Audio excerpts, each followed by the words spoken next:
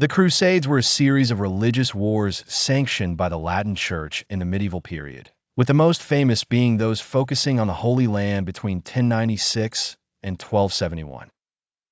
These historical events have been widely studied from numerous perspectives, but many stories remain untold, particularly those concerning the lesser-known individuals who participated in these conflicts.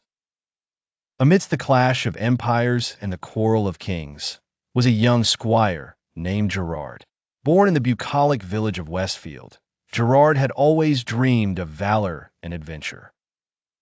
His simple life changed dramatically when a royal decree called upon able men to march eastward, towards lands unknown and dangers untold. His master, Sir Eustace, was a seasoned knight, hardened by previous skirmishes and possessing an unyielding will. Sir Eustace saw potential in Gerard, not only in his physical strength, but also in his unwavering curiosity and empathy. Under Eustace's tutelage, Gerard learned the art of swordsmanship, strategy, and diplomacy. As they journeyed from the heartlands of Europe to the plains of the Levant, Gerard witnessed the myriad cultures and customs that lay beyond his homeland. Each place they visited told a story of its own, filled with wonder and complexity he never imagined. In the bustling markets of Constantinople, Gerard met Amina, a merchant's daughter adept at negotiation and charm. Her keen sense of understanding made her a valued person among traders, and her friendship with Gerard added a new dimension to his life's pilgrimage. Amina's stories opened Gerard's eyes to the intricate web of trade and politics that intertwined the East and West. Through her tales, Gerard learned not only of the religious fervor that spurred the Crusades, but of the political ambitions and avarice that also fueled the flames of war. Seen through the eyes of Amina and other locals, the Crusaders weren't always viewed as noble liberators, but as foreign invaders intent on conquest. One night, as they camped beside the walls of Jerusalem, Gerard conversed with a mysterious monk from the Order of Solomon. The monk spoke of a sacred relic, a chalice said to possess divine powers, hidden within the city's depths.